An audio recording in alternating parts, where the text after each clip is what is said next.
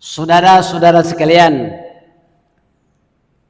hukum kawin siwal. Apa hukumnya?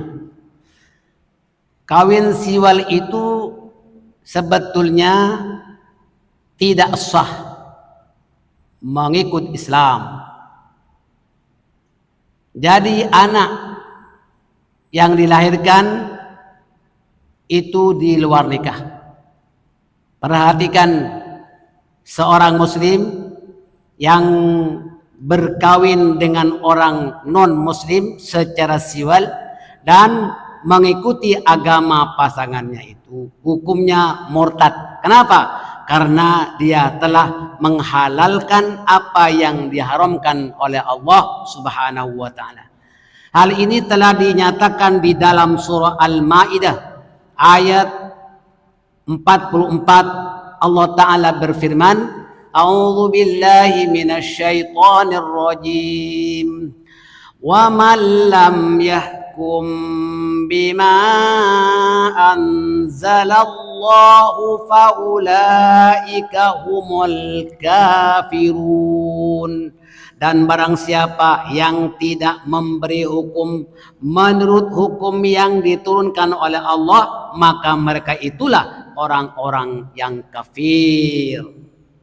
Saudara-saudara sekalian, sebagian ulama berpendapat jika tidak menukar agamanya, kawin siwal hukumnya berdosa besar, tak sampai ke murtad, asalkan iktikadnya tetap beriman kepada Allah dan segala rangkaian rukun Islam.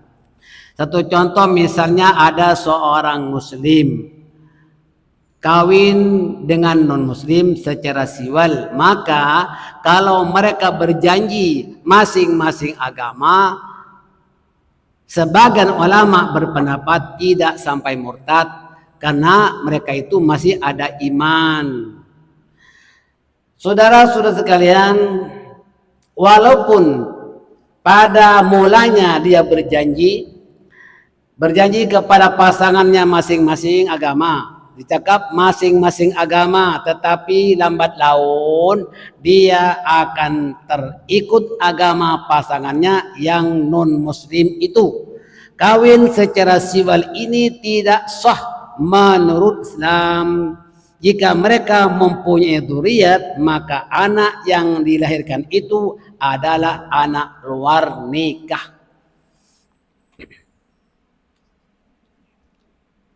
Nikah dalam Islam kan rukun nikah ada 5. Ada pengantin lelaki, ya, bakal pengantin lelaki, ada pengantin perempuan, ada wali, dan ada 2 saksi dan ijab kabul. Itu rukun nikah. Tapi kawin siwal itu tidak ada. Maka jelas kalau kawin siwal itu tidak sah kalau dia mempunyai dzurriyyat itu menjadi dzurriyyat di luar nikah. Nah, kebanyakan ulama berpendapat bahwa kawin siwal itu hukumnya murtad karena telah menyetujui cara orang kafir dan melanggar syariat Islam dan hukum Allah Subhanahu wa taala. Mulai jadi semasa hidupnya mereka itu tidak ada masalah, tetapi timbul masalah apabila berlaku kematian. Karena pasangan yang bukan Islam akan menguburkan jenazahnya mengikut pihak yang bukan Islam dan mayatnya dikebumikan di pusara bukan Islam. Saudara sekalian, dibakar. Kadang-kadang ada sebagian menyerahkan kepada Persatuan Islam, minta bantuan bas jenazah. Tidak ada bas jenazah untuk mereka yang sudah murtad. Begitu juga masalah pendidikan anak-anak mereka. Sering kali berlaku mereka itu ikut tradisi agama bukan Islam. Tapi saudara sekalian, kalau Allah Ta'ala membuka hati mereka, ya, walaupun bukan mau kawin, bisa memeluk agama Islam. Sebab apa? Ada orang memeluk Islam itu ada karena tertarik kepada kehebatan Islam, tertarik kepada Al-Quran. Itu bisa menjadi pensyarah orang itu karena betul-betul mengkaji Al-Quran. Dan ramai di antara mereka menjadi ustadz dan ustadzah. Tetapi yang kedua, mereka memeluk Islam bukan tertarik kepada Islam dan bukan tertarik kepada Al-Quran, tetapi tertarik kepada orangnya, tertarik kepada orang Islam, maaf ya, karena nak kawin. Dan itu bagus juga kalau sekiranya dia diajak memeluk Islam, kemudian baru dia kawin, dia ajak dulu di Darul Arkam sampai dia faham, terutama masalah akidah, termasuk tradisi mereka dibedakan dengan tradisi kita, silakan. Maka orang yang punya menantu yang asalnya non-muslim, itu konvert itu perlu diajari, perlu bertanggung jawab untuk senantiasa mengawasinya. Insya Allah Anda mendapat pahala. Saudara-saudara sekalian, kunci hidayah itu very important. Pembuka ilmu itu apa? Saudara sekalian, apa pembuka ilmu?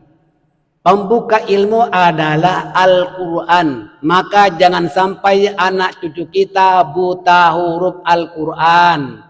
Pembuka rahmat itu apa? Pembuka rahmat adalah sholawat.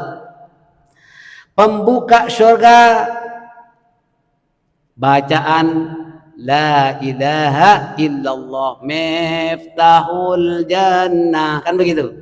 La ilaha illallah, kan gitu. Miftahul jannah, la ilaha illallah. Jangan sampai hilang kalimat tauhid ini. Sampai kita nazar, tetap kita ingat kepada kalimat thayyibah. Dan pembuka hati itu apa? Nah, pembuka hati adalah hidayah. Maaf saja, hidayah ini tidak diberikan kepada asatidzah. Apalagi asatidzah tidak diberikan kepada junjungan kita Nabi besar Muhammad sallallahu alaihi wasallam. Nabi Muhammad sendiri tidak diberi kunci hidayah. Sebab apa? Kunci hidayah itu hanya Allah Subhanahu wa taala yang pegang. Kalau Nabi Muhammad sallallahu alaihi wasallam diberi kunci hidayah, maka yang dibuka hatinya tentulah keluarganya. Ternyata keluarganya seperti Abu Jahal, Abu Lahab, itu keluarga Nabi. Nah, begitu juga sayangnya Rasulullah kepada umatnya. Tentu umatnya semuanya mendapat hidayah, tetapi Rasulullah tidak diberi kunci hidayah. Innaka la tahdi man ahbabta walakinallaha yahdi man yasha. Kan begitu. Di mana Allah Ta'ala tidak mengizinkan Nabi Muhammad itu mempunyai kunci hidayah. Allah Ta'ala akan membuka hati seorang dengan hidayahnya siapa yang dia kehendaki. Jadi kunci hidayah ini hanya di tangan Allah. Diterangkan di dalam surah Al-An'am ayat ke-71. A'udzu billahi minasy syaithanir rajim. Qul inna hudallahi huwal huda wa umirna linuslima lirabbil alamin. Katakanlah sesungguhnya petunjuk Allah itulah yang sebenar-benar petunjuk, dan kami diperintahkan agar menyerahkan kepada Rabb semesta alam. Surah Al-An'am ayat ke-71. Saudara sekalian, seseorang yang telah mendapat hidayah Allah, ia akan lapang dadanya dan terpancarlah semangat melakukan ibadah dengan konsisten dan rajin beramal soleh. Hak Allah hablum minallah wa hablum minan nas, yaitu komunikasi dengan Allah dan berinteraksi dengan sesama insan menggunakan akhlakul karimah. Terdapat ramai orang-orang non-muslim yang memeluk agama Islam. Kenapa? Karena mendapat hidayah Allah dengan berbagai asbab-asbab, yaitu dengan kehendaknya, kehendak Allah. Maka itulah Allah berfirman dalam surah An-Nur ayat ke-35, Nurun ala nur yahdillahu linurihi man yasha. Cahaya di atas cahaya, Allah membimbing kepada cahayanya siapa yang Dia kehendaki. Allahu Akbar. Semoga semua daripada kita mendapat hidayah cahaya di atas cahaya, sehingga kita diberi semangat mengerjakan ibadah dan amal soleh. Siapa yang Allah kehendaki akan memberikan hidayah, niscaya dia melapangkan dadanya, niscaya lapang dadanya untuk memeluk Islam. Dan banyak ayat-ayat yang nyata sekali. Semua daripada awal sampai akhir kebanyakan yang saya terangkan berdasarkan Al-Quranul Karim.